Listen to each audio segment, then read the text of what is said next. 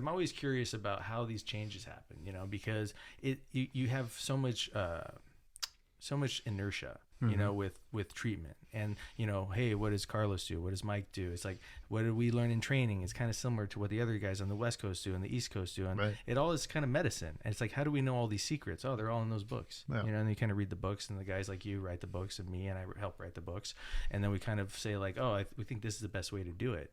And then we look at the evidence and we kind of say, there's complications here, so like, are there complications because of how we're treating it, or is there complications because of who we're treating, or are we selecting the right procedure for them?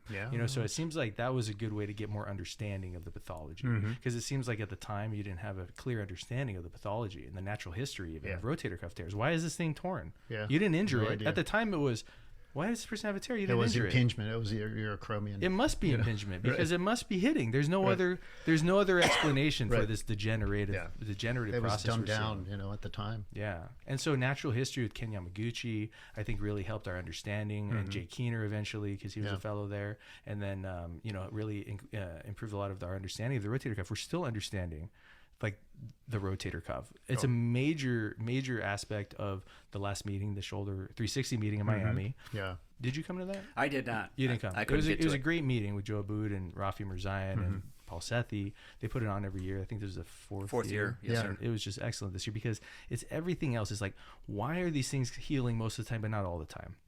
Is there a genetic factor? We know, but it's kind of this concept review of what's actually causing this problem. And what the understanding is more and more is there's people with a predisposition to bad shoulders.